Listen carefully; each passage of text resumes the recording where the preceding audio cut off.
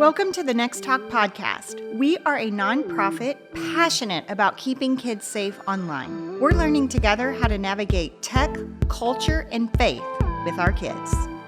We received an anonymous question over the weekend, and it looks like Mom sent us a text through Apple Podcasts. Now, we have that option turned on for our podcast, so a lot of the different platforms, you'll see a little link where you can say, send us a message or text us a message. And I think that's what Mom did in this situation. When you do that, those messages come directly to me, and I read all of the ones that we get. But it's anonymous, so I don't know who you are, and I can't get a hold of you. And this message really caught me off guard, and it was extremely important. It has not been the first time that I've been asked this question, even younger than 7 years old. And honestly, I wanted so badly to get on the phone with Mom and ask more questions, make sure the advice and the information that I was giving her was most helpful to that specific situation. And I also wanted to pray and encourage her. But I can't do that because I don't know who she is. So I've really thought about this, and I'm going to do this podcast about it. There's a couple reasons why I'm doing this podcast. One is I want to reach this family, and I want to talk to the mom directly. And Mom, if you are listening, I'm going to act like I'm kind of just talking on the phone with you. So I hope that's okay. The other thing is I know this has happened before, and I've been asked about it. And so I honestly want a podcast out there as a resource for families that if this happens and they're afraid to contact us or they don't want anyone else to know their names, which I get, that this is available to you. So first of all, I do want to say I'm not going to screenshot or read the exact question because there were some other details there, and I'm trying to maintain privacy. Even though it's anonymous, it just feels kind of like an invasion of privacy to share a screenshot or something like that. I am going to give you this context because I think it's just important and necessary for the conversation. So we have two 7-year-old buddies, both boys, and parents have found out that they are kissing each other's private parts. One of the kids said something. So that is, I know that doesn't feel like a win, but it's actually a huge, huge win that you didn't walk in on this. One of the kids is like, wait a minute, something's off here. So that is amazing that one of the kids spoke up. So that's first of all. The other thing is, I want to speak directly to Mom who contacted me first. Here's what I want to tell you. You are so brave. I'm so proud of you. And I say this because sometimes when we find out our kids are doing something and we're like, oh my gosh, they shouldn't be doing that, or they're too young for that, or whatever runs through our mind, their innocence is being stolen. We sometimes have a tendency to brush it under the rug or downplay it. And Mom, you're not doing that. You had the conversation with your kid and you're talking through it, but you also were like, I need to reach out for help because am I missing something here? Like, what else do I need to do? And that, you are the best mom. Thank you for not sweeping this under the rug. Thank you for bringing it into the light. That's what we always want to do. That's our mission at nextTalk, right? And so I'm just so proud of you, first of all. By talking about things like this is how we prevent abuse and consent issues and boundaries. This is how we prevent that from happening in the future. So it's about education and awareness, raising awareness. Some people are still in the dark and they think this does not happen with 7-year-olds. And that is absolutely false. It's just extremely important now that I'm getting more and more of these questions like this, that we bring it into the light and talk about it on a bigger scale. Before I go into my practical talking points that I have for you, Mom, I do want to say, I reached out to some licensed professional counselors who are on our advisory council. I did that because, one, I wanted to make sure I wasn't missing any piece of information that I needed to pass on to you. I wanted to make sure I was getting this right. And my advice is coming from my decade long of experience working in this space and working with families, just things I've learned over the years that kids are seeing and doing. That combined with the mental health expert is just the intersection of where our nonprofit meets. And it's super beneficial, I think, for parents to make sure they're getting good, accurate, helpful information in situations like these. So, Mom, as far as the practical stuff, if there is one thing that I want you to focus on in talking to your kid about this, it is this. And you can rephrase this question. You can say it in your own words or how you think your kid would respond. But it is this. This is very important. Where did you get the idea to kiss a penis? What made you think of that? Again, you can rephrase it. You can say it however you want. But this is very important. And I want to tell you something. When you ask this question, this is not a lecture. This is not accusatory. This is not shameful. This is a calm, logical conversation. I'm even going to add, please be doing an activity where you don't have to look him in the eye, because I think he will be more honest with you. So for example, Deuteronomy 6, 6, and 7 says, talk when your kids are going to bed. So crawl in bed with your kid, scratch his back, the lights are out, and you're just talking to your kid. Hey, I want to check in on you. I know it's been a lot these last couple of weeks with this happening. And let him answer and, see where he is. And if he's in a talkative mood and he's opening up, then it goes into, what gave you that idea to kiss a penis? Have you seen that in a movie maybe before? Or where did you see that? A question, because we want to know what was in his little mind when he was thinking that was okay. Now, Mom, I'm giving you information and practical tools to talk about with your son, okay?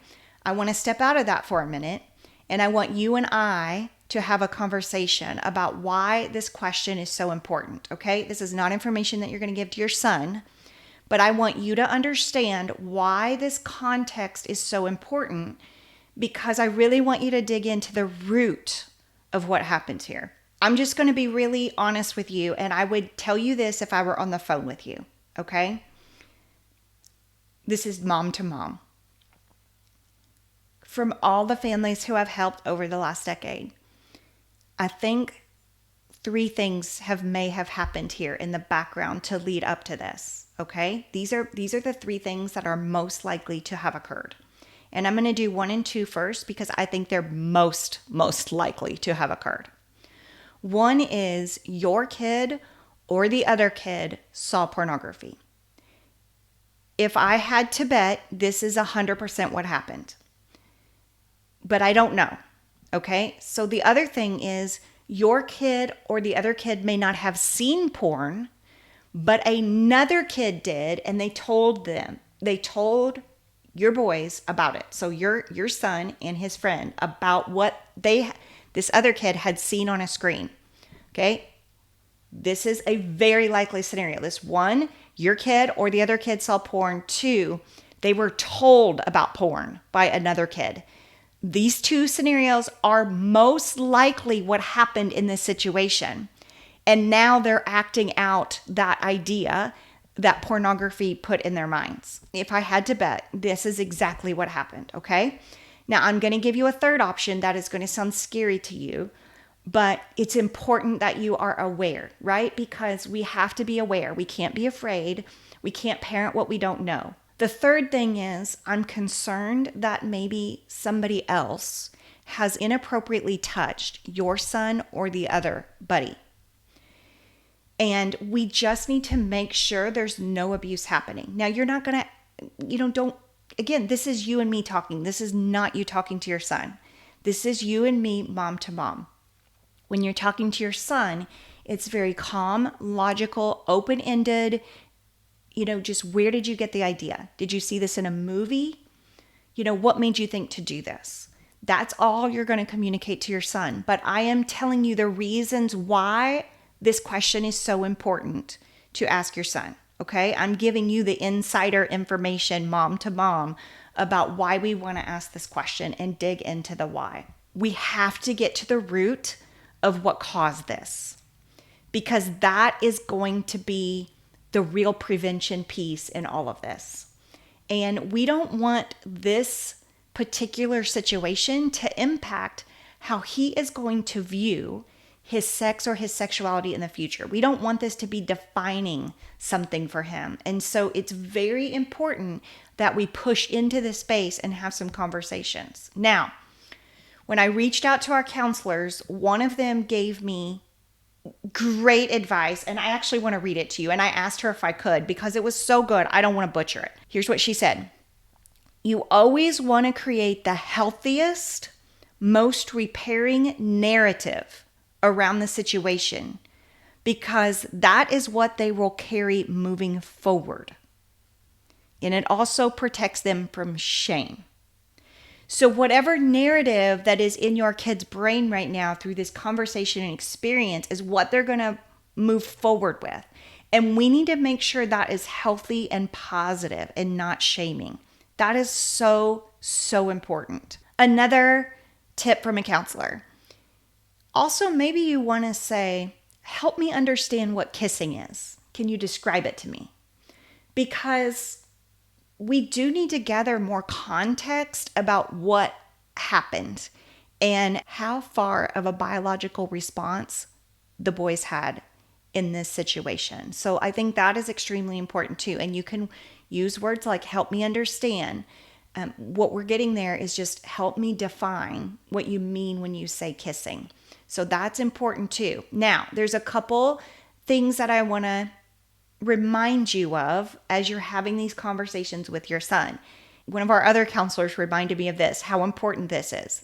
We say this all the time, but I just want to make sure you've got to avoid crazy parent mode. So if your kid starts opening up to you and sharing details about maybe a biological response that may have happened in reaction to the kissing, I need you to stay calm.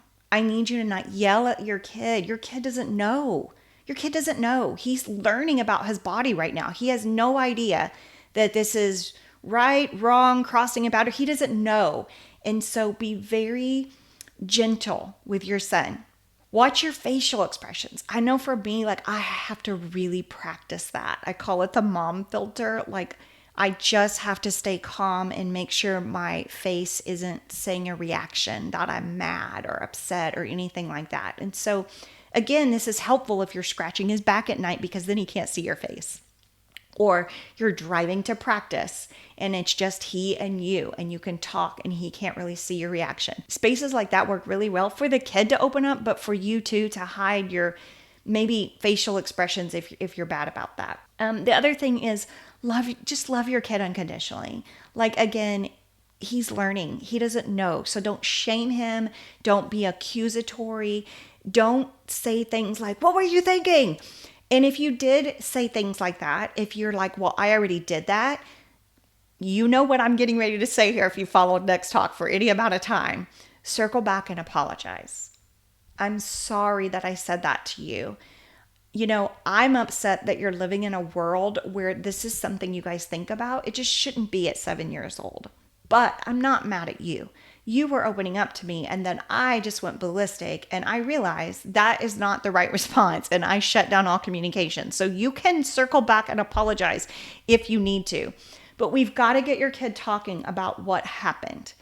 And I know that's scary, but I also know you're brave because you reached out. And I also know you don't want to shove it under the rug. I am literally praying that God will take this curse and turn it into a blessing for you. For me, it was my kid getting exposed to porn. And now I'm on the other side of that. And I see that it changed our family forever because it forced us to talk about things in the culture that we were never talking about. And so that's what I'm praying for you, that God would take this curse and turn it into a blessing. In Deuteronomy, it actually says that. God will turn the intended curse into a blessing because he loves you. So I want you to hold on to that. I know it feels like his innocence has been stolen and you're never coming back from this and this is going to define everything. Stop. God can take this curse and make it into a blessing, but we do have to walk in obedience and have the hard conversations. We do have to pour into this and do hard work and talk to our kids about it. Okay. The other thing is this, as you're having these conversations with your kids, it is extremely important that you are mom and you do not walk into therapist row. I highly recommend counseling for your son. Again, it's helping him shape the narrative about what just happened. But you are mom. You are safe place. You're understanding. You're getting context. You're loving. You're practical. But a counselor will come in and help reframe the narrative on what the kid will take going forward in the future. And I think this is extremely important. Now, if you are in Texas, we have counselors on our advisory council. You can go to our website, About Team, see who our advisor councils are, and contact them, okay? Jamie Mershon was just on our podcast. She talked about body image. I would go listen to that show. She has one segment in there, even though it was about body image, it would relate to this because it talks about a horse going back and forth and about how the brain develops a narrative on what we tell ourselves over and over and over again. And this is exactly what we're talking about. We don't want a weird or unhealthy narrative to form in your kid's brain about what just happened. So that's why counseling is extremely important. And we're not counselors. I'm not a counselor. So we need to be mom, and we need to let counselors be counselors. So for sure do that. Now, I do want to say this. If you are in San Antonio, the surrounding areas, we have a reduced fee counseling program at our nonprofit. You will have to contact us for that. So on our website, go to Get Help, go to Reduced Fee Counseling, and fill out that form. You can be very general, but we use grant and donor dollars to support this program. So we have to just make sure that where our dollars are going are to real kids who need real counseling. But that is open to you if you're like, I can't afford counseling. I want to just throw that out there. The other thing, as you're talking with your son, there needs to be a lot of new conversations about boundaries and consent. And on this podcast, I'm going to link those shows. Those are all separate talking points that need to be brought into this conversation. And so listen to those podcasts and again, make this part of your daily routine. The last thing, and anybody who's listening right now and you're like, this has never happened in my home, but how do I prevent it? One, listen to the Boundaries and Consent show for sure and use those practical talking points. But the other thing is this, use our red flag alert system. So this is something I developed in my own home with my own children. I didn't call it red flag alerts back then, but we've kind of developed a resource where it can be printable to you. Let me tell you why this is helpful. In this situation, one of the things on the list, and we list out things that kids need to report to us. They're red flag reporting guidelines. And why we call them red flags is if something happens on this list, we want a red flag to go off in their brain that, this is something I need to tell mom or dad about. So in this situation, one of the things on our red flag list is anything about body parts, or if you see anyone in a swimsuit or less. So those are two different guidelines on our red flag alert system that if the kid had been told this since 3 years old, then maybe not always, it doesn't always, not 100, but maybe an alarm would have gone off in their brain. Red flag alert, I need to go tell mom or dad. So if you are listening to this podcast and you're like, this is scary, I don't want this to happen to my kid, then I am begging you to implement the red flag reporting system in your home today. It's a free downloadable, and I'm going to link it below as well. Last thing, Mom, I want to say to you again, and I want to reiterate, thank you for reaching out to our show. I know you were probably hesitant because you didn't want anyone to know who you are. And I hope that you're not upset with me sharing this podcast, but I really prayed about it and felt led that it would help so many people. And I think your bravery is what initiated that. So I truly believe because you reached out and shared this with me that now I can share your story anonymously and protect your family, but we can help other families together. And this is what nextTalk is all about.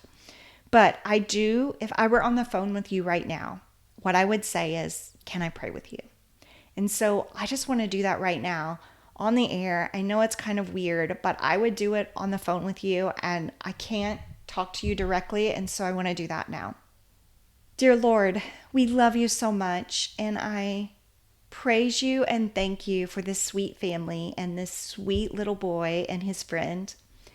And I just thank you so much that one of the boys reported this and said, we're doing this.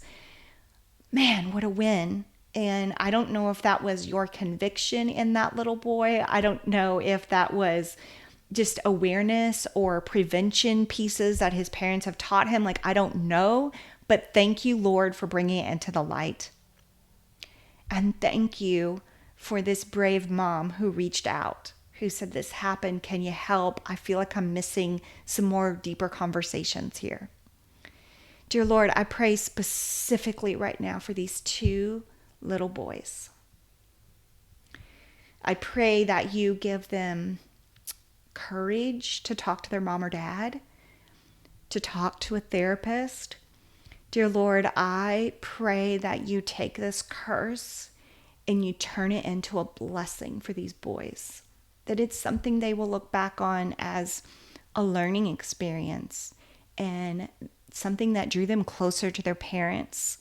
And I just pray that you use it for good, because I know you can.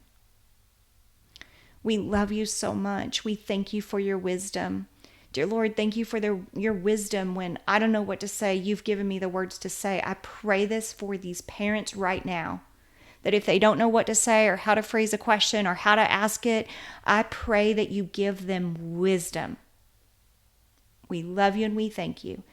It's in Jesus' name I pray. Amen. Mom, I do want to say one more thing to you, and I always say this to the parents when I talk to them on the phone. I am not God, and I do not know your son. I do not know your family dynamic, and I give you advice and tools that I have learned over the last decade and that counselors have taught me. But I want you to watch this show, listen to this show. I want you to pray about it. Lord, what is my next step with my son? Give me the wisdom. And God is going to give you the words that you need to say to your kid. Guys, we're always here for you at nextTalk. We're here to help you and come alongside of you. You are not alone. nextTalk is a 501c3 nonprofit keeping kids safe online. To support our work, make a donation at nexttalk.org. nextTalk resources are not intended to replace the advice of a trained healthcare or legal professional, or to diagnose, treat, or otherwise render expert advice regarding any type of medical, psychological, legal, financial, or other problem. You are advised to consult a qualified expert for your personal treatment plan. Our nextTalk podcast is in the top 2% of over 3.4 million podcasts ranked by Listen Notes. But now we're also adding YouTube. So this is a whole new thing we're doing. If you could like, subscribe, and comment on these videos, it would help us so much. We appreciate y'all.